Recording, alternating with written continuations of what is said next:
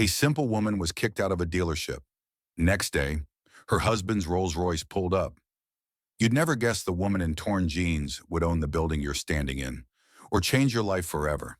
This is the story of a simple act of arrogance, the sting of public humiliation, and the chance to rebuild not just a career, but a man's soul. Before we start the story, write in the comments from which part of the world you're watching today. There are doors people don't expect you to walk through, some because they assume you can't, others because they hope you won't. That morning, when Margaret Collins pushed open the heavy glass doors of Renly Motors, she could almost feel the weight of those assumptions pressing back against her. The dealership was silent in that rehearsed, marble floor kind of way. Cars stood like statues, polished, posed, perfect. A deep navy coupe, sleek and low to the ground, caught the light like it had nothing to prove. Price tag, just under $300,000. Margaret, Maggie to anyone who knew her, looked absurdly out of place. Worn jeans, running shoes, a plain white shirt tucked under a soft gray hoodie. No makeup, hair tied back. A soft smile on her lips, unreadable but steady. She walked straight toward the coupe.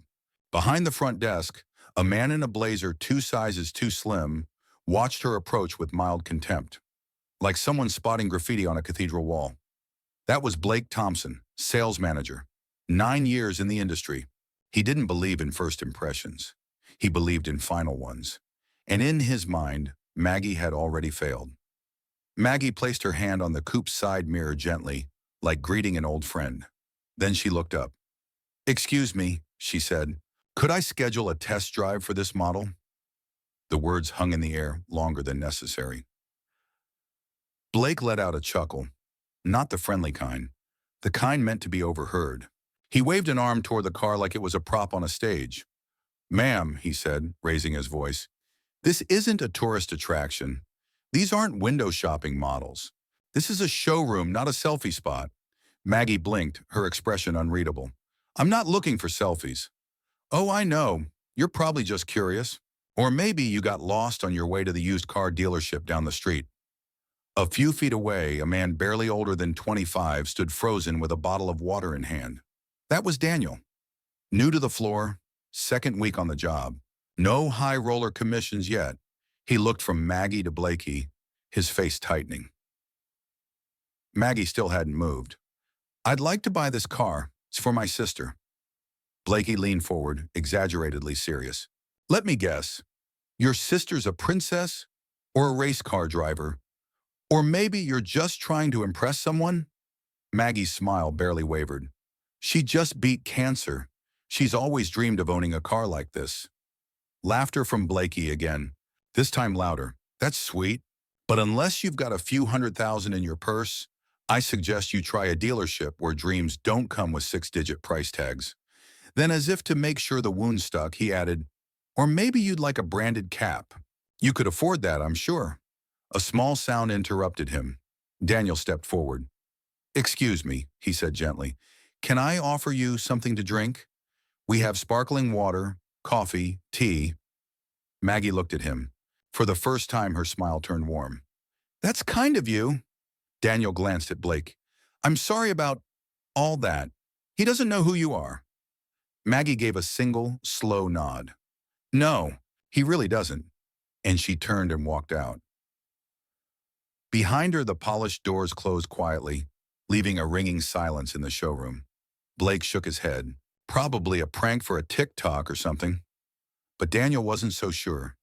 He kept thinking about her eyes, clear, steady, and quietly disappointed, and the way she looked at that car, like she had already bought it in her heart.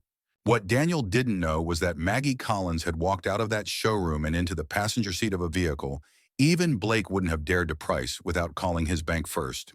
And the man driving it? The same man who'd built a financial empire before the age of 40. Her husband, Alexander Collins. And he'd already made up his mind. The next morning began like any other at Renly Motors. Blakey arrived precisely at 9, clicked through the security pad with his keycard, and smirked at the usual sight. Daniel wiping smudges from a showroom sedan, still new enough to think that mattered. Sunlight streamed across the glass walls, bouncing off polished hoods. Coffee brewed. The air was clean, expensive, sterile. Everything felt routine, until it didn't. It started with the whisper of tires, a sound too smooth to be noticed unless you were trained to hear money roll in. The receptionist Mira glanced up from her desk and blinked twice.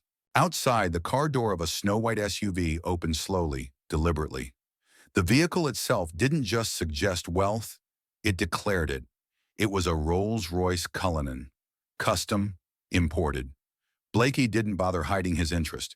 He stood up, straightened his tie, and smoothed his blazer. This was the kind of client you tailored your voice for. Deep, respectful tones. Minimal movement. Let the money lead. The man who stepped out was tall, dressed in charcoal wool and control. No jewelry, no theatrics. But his presence filled the lobby like gravity. His jaw was firm, clean-shaven, his expression unreadable. He walked in without a word, his steps echoing on the marble. Behind him, the passenger door opened, and Maggie stepped out, in the same jeans, same hoodie, same sneakers. Blakey froze. Something in his stomach turned. The man's voice, when it came, was calm, flat, lethal in its precision. "I'm looking for the sales manager," he said, eyes resting coldly on the gold nameplate pinned to Blake's chest. "That's me," Blake said, his voice losing half its usual confidence. "Welcome to Renly Motors. How can I help you?" The man's eyes didn't blink. "You're the one who told my wife to buy a hat." A breath caught somewhere behind the counter. Mira looked up. Daniel froze mid-step. Blakey tried to laugh. "Oh, this is your wife? Well, it was a little misunderstanding. Just, the usual showroom banter. Alexander Collins didn't raise his voice. He didn't need to. "Yesterday," he said, "I was preparing to place an order for a fleet of 12 executive vehicles for my company. Value somewhere around $4.5 million. Blake's mouth opened, but no sound came out. "I'd intended to sign today. That deal is canceled." The words landed with a quiet, catastrophic thud. Not loud, not dramatic, just final. "I do not tolerate people who humiliate my family, especially not my wife, who showed more dignity walking out of your doors than most show walking in." He turned to Daniel. "You, come here." Daniel stepped forward slowly, unsure if he was about to be fired or thanked. Alexander nodded once. "You showed respect when you didn't have to. You spoke kindly when others didn't. You made a choice yesterday. I'd like to offer you a better one today." He reached into his coat and took out a thick folder, embossed, stamped, signed. "This is a direct purchase order. The full fleet. Sign where indicated.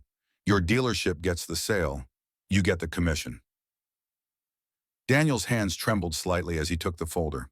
I don't know what to say." "Say nothing," Alexander said.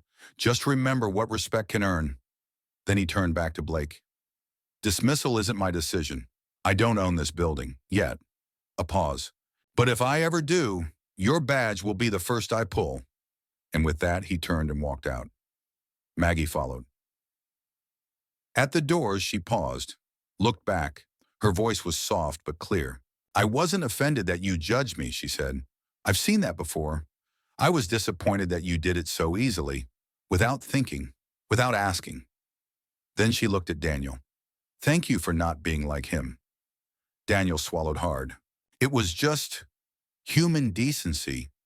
And that," she said, "is rarer than it should be." The doors closed behind her. Silence stretched across the floor. Mira was still staring. Daniel was still holding the folder like it might vanish. And Blakey, he looked for the first time in years truly lost. Not angry, not indignant, just hollow. Daniel finally spoke. "Do you think she planned that?" "No," Blakey muttered. "She didn't need to."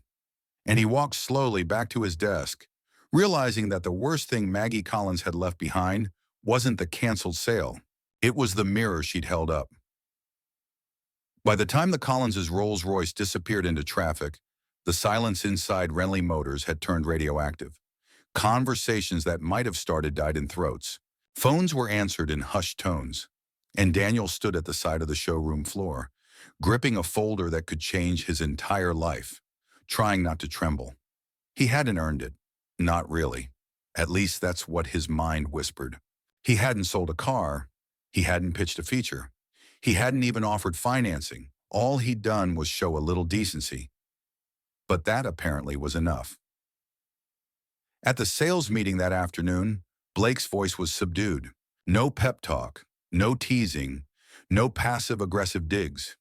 He sat at the head of the table, spine rigid, jaw set, hands folded on the lacquered surface like he wasn't sure whether to speak or apologize. "Daniel," he finally said without looking up, "I'd like to see you in my office." Some snickered, others went quiet. Daniel stood and followed. Inside the office, the air was cooler, more sterile. Blake shut the door and gestured to the chair across from him. "Sit." Daniel did. "First," Blake said, "congratulations. You just closed the biggest deal this floor has seen in 4 years." Daniel blinked. "Thank you."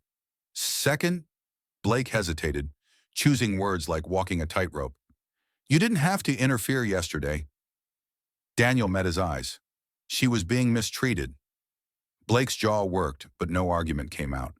There was a long silence. Then the unexpected. "I'm not going to be fired." Daniel said nothing. "Upper management," Blake continued, "wants to spin this. Say it was a rogue moment, a misunderstanding. They're giving me one chance to correct things." Another pause. "But Maggie Collins, she wants something else." Daniel's eyebrows lifted. "She spoke to you?" "Not directly. I got a call from her assistant this morning. She offered a program." Daniel waited. "She runs a nonprofit, focused on rehabilitation, community outreach, and public service. Ex-cons, recovering addicts, people written off by society." Daniel nodded slowly. "She thinks I should spend 1 month, just one, as a volunteer." Daniel blinked. "She offered you a chance instead of pushing for your dismissal?" Blake's voice dropped. "She said I'd learn more there than in 10 years of dealership work." He leaned back. The words came slowly, almost reluctantly. "She's not wrong." Daniel studied the man across from him. The perfectly styled hair, the tailored suit, the tension in the jaw that hadn't loosened since the morning. It was the first time he'd seen Blakey look human. Later that week, Maggie herself called. Her voice on the line was calm, controlled, not angry, not even cold, just exact. "I don't believe in throwing people away," she said. "You judged me based on what I wore. Now I want you to meet people who've been judged for who they are." "I'm not looking for pity," Blake replied. "Good," she said. "You won't find any." And so began the first day of what would become something he could never have prepared for. At the Hearthlight Foundation, he was handed a volunteer badge and a tray of food. No special title. No manager or sir. Just another set of hands. His first task? Serving lunch to families at a community shelter. He met a woman with a black eye and a baby on her hip. She smiled and thanked him for a second helping of rice. He met a boy who spoke in whispers, terrified of loud noises. He met a veteran who'd lost a leg and still stood straighter than most CEOs. Each one thanked him, not because he was kind, but because he was present. By the end of that day, Blake sat in his car and stared at his reflection in the mirror. He didn't like what he saw. For the first time, he admitted it to himself. He had been so busy measuring people by polish and posture, he had forgotten to ask what they carried in their hearts. The next week was harder. He was paired with Layla, a counselor who specialized in trauma recovery. She spoke to him like an equal, but not gently. "You're here to learn," she told him, "so stop pretending you already understand." They sat in small circles, listening to stories. A woman who had been kicked out of 3 jobs because she didn't look professional. A teenage boy whose hoodie got him labeled dangerous. An old man who hadn't shaved in weeks and said no one looked him in the eye anymore. Every word was a pinprick. Every story peeled back another layer of the wall he had built between us and them. At night, he couldn't sleep. On day 10, he met Nadia, a mother of 2, formerly homeless, now a part-time librarian. She told him through tears how a store clerk had once accused her of stealing baby formula, simply because she wore shoes with holes in them. I didn't cry then, she said. I cried when I got home, because my daughter asked me why the man thought we were bad. That was the moment it broke. Something inside him cracked open. He excused himself, walked outside, and sat on the curb, shaking. For 10 minutes, he just breathed. When he returned, Maggie was there. She didn't say, I told you so. She didn't smile triumphantly. She just sat beside him and said, now you're ready to start seeing. It wasn't one moment that changed him. It was hundreds of them. The first time Blake had picked up a garbage bag and didn't think twice. The time he helped a boy tie his shoelaces and realized no one had ever taught him how. The morning he swept a soup kitchen floor next to a woman who used to sleep on it. The hours spent driving a rusted van filled with food donations, the engine coughing like it resented the weight of its purpose. Each act chipped away at the varnish he had once polished with pride. At Hearthlight, no one called him Mr. Thompson. They called him hey or you or could you hand me that? No one knew he drove a German car. No one cared how many suits he owned. And for the first time in his adult life, Blake didn't mind.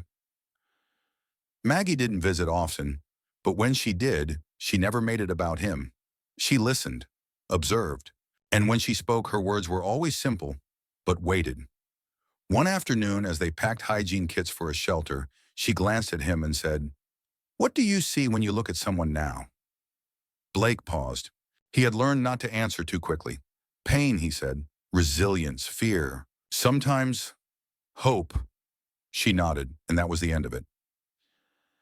The real test came when they visited the transitional housing program on the city's west side.